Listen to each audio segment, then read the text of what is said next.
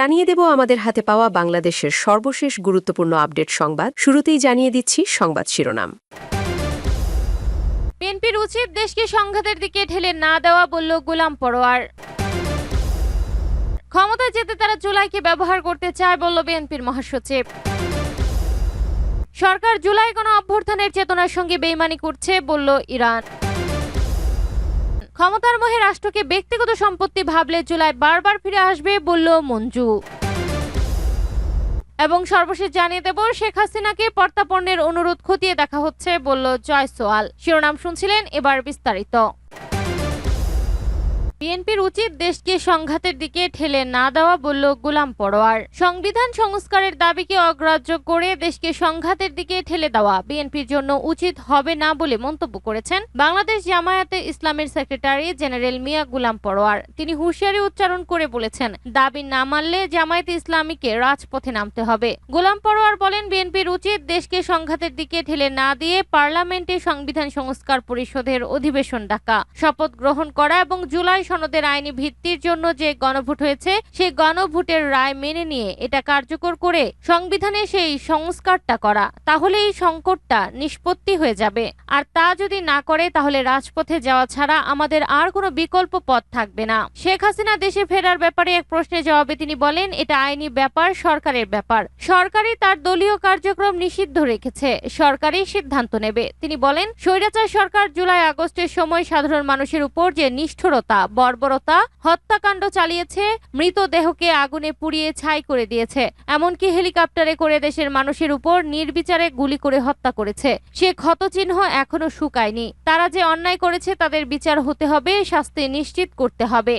ক্ষমতায় যেতে তারা জুলাইকে ব্যবহার করতে চায়, বলল বিএনপির মহাসচিব। বিএনপির মহাসচিব মির্জা ফখরুল ইসলাম আলমগীর বলেছেন, আমি মনে করি যে বিরোধী দল শুধুমাত্র তাদের ক্ষমতায় যাওয়ার জন্য এই জুলাইকে তারা ব্যবহার করতে চায়। আমরা কিন্তু চাই না যে জুলাই শুধু ক্ষমতায় যাওয়ার জন্য আরেকটা হাতিয়ারে পরিণত হোক। স্থানীয় সরকার মন্ত্রী মির্জা ফখরুল বলেন, বিএনপি সম্পর্কে অনেকে অনেক কথা বলেন। বিএনপি 60 লাখ মানুষের বিরুদ্ধে মিথ্যা মামলা হয়েছে, বিএনপির প্রায় 1700 নেতাকর্মী গুম হয়ে গেছে, বিএনপির কয়েক হাজার মানুষ হত্যা হয়েছে এই ফেসিবাদের বিরুদ্ধে লড়াই করতে গিয়ে। সুতরাং এই কথাগুলো বারবার করে আমাদেরকে বলতে হয় এজন্য যে অন্য কেউ এটাকে নিয়ে বিভ্রান্তি সৃষ্টি করতে চাচ্ছে। তিনি বলেন, আমরা লিবারেল ডেমোক্রেসির দিকে যাওয়ার চেষ্টা করছি, সেই লিবারেল ডেমোক্রেসির পক্ষে আমরা যেতে চাই। আমার প্রায় একটা কথা মনে হয় যে আমরা এখান থেকে সরে যেতে চাই কেন?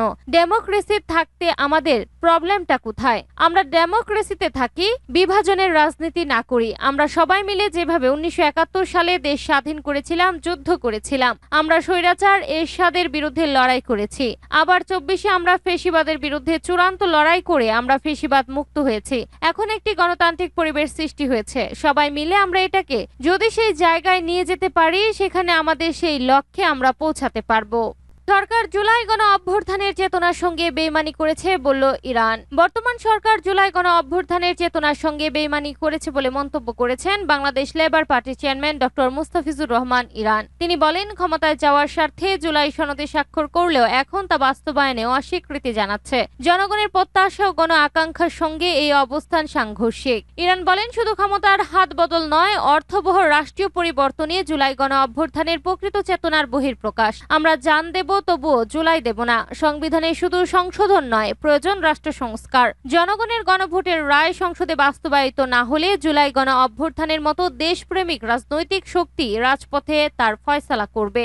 রাজনীতি লাভজনক ব্যবসায় পরিণত হয়েছে মন্তব্য করে বাংলাদেশ লেবার পার্টির চেয়ারম্যান বলেন, আমলা, পুঁজিপতি ও সুবিধাবাদীরা রাজনীতিতে অনুপ্রবেশ করে রাজনৈতিক চরিত্র ধ্বংস করেছে। হাজার হাজার কোটি টাকা লুটপাটকারীরা রাষ্ট্রীয় সম্পদ আত্মসাৎ করে জাতীয় সংসদের সদস্য হয়েছে। আমরা খাই রাজনীতি ও লুটপাটের গণতন্ত্র চাই না। অর্থ, অস্ত্র, কালো টাকা, পেশি শক্তি, হুডি ও হুন্ডা বৃত্তি নির্ভর রাজনীতির অবসান ঘটাতে ছাত্র শ্রমিক জনতার আন্দোলনের চূড়ান্ত ফসল 36 জুলাই গণ অভ্যুত্থান। জুলাইয়ের চেতনা বাস্তবায়ন এবং গণভোটের রায় কার্যকর করতে বাংলাদেশ লেবার পার্টির রাজপথে সক্রিয় থাকবে বলে জানান তিনি। ক্ষমতার মোহে রাষ্ট্রকে ব্যক্তিগত সম্পত্তি ভাবলে জুলাই বারবার ফিরে আসবে বলল মঞ্জু। ক্ষমতার মোহে রাষ্ট্রকে ব্যক্তিগত সম্পত্তি ভাবলে জুলাই বারবার ফিরে আসবে বলে হুঁশিয়ারি উচ্চারণ করেছে আমার Bangladesh AB party chairman Mujibur Rahman Manju. তিনি বলেন, জুলাই শহীদদের রক্তের দাবি হলো গণতান্ত্রিক সংস্কৃতির পথে বাংলাদেশকে নতুনভাবে গড়ে তোলা। জুলাই শহীদদের স্মরণে শুক্রবার বিকেলে রাজধানীতে এবি পার্টির আয়োজিত প্রতীকী কফিন মিছিলের শুরুতে এই কথা বলেন মুজিবুর রহমান। পরে এক সংবাদ বিজ্ঞপ্তিতে এই বিষয়ে জানানো হয়। এবি পার্টি চেয়ারম্যান বলেন, জুলাইয়ের শহীদেরা ৭১-এর শহীদদের বাস্তব অনুসারী। তারা তাদের সামর্থ্য উত্তরসূরি। ৭১-এ জীবন ও রক্ত দিয়ে প্রমাণ করেছেন তারা তাদের সার্থক উত্তরসূরি।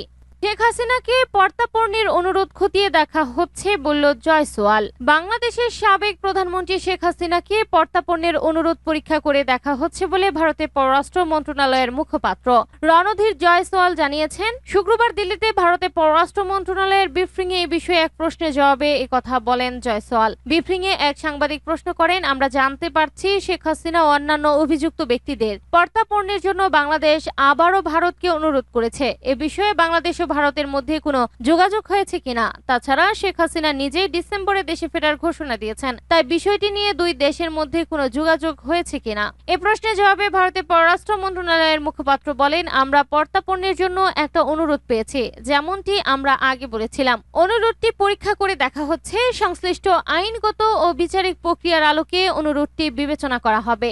আরেক সাংবাদিক প্রশ্ন করেন বাংলাদেশের করা আরেকটি পর্তাপর্ণের অনুরোধ নিয়ে। তিনি বলেন, বাংলাদেশের স্বরাষ্ট্রমন্ত্রী বলেছেন তারা এক ব্যক্তিকে পর্তাপর্ণের অনুরোধ জানিয়ে ভারতীয় কর্তৃপক্ষকে সব কাগজপত্র পাঠিয়েছেন। ওই ব্যক্তি গ্রেপ্তার হয়ে ভারতীয় পুলিশের হেফাজতে আছে। তার বিরুদ্ধে বাংলাদেশের নির্বাচনের প্রাক্কালে একজন রাজনীতিবিদকে হত্যার অভিযোগ রয়েছে। এ বিষয়ে আপনাদের সঙ্গে কোনো যোগাযোগ হয়েছে কিনা এবং হয়ে থাকলে সেটার বর্তমান অবস্থান কি? এ প্রশ্নের জবাবে রণধীর জয়সওয়াল বলেন, এ বিষয়ে তার কিছু জানা নেই। এই প্রশ্নের উত্তরেও তিনি জানান, পর্তাপর্ণের যে কোনো অনুরোধ আইনগত বিষয় ও বিচার প্রক্রিয়া খতিয়ে দেখে সিদ্ধান্ত নেওয়া হয়ে থাকে।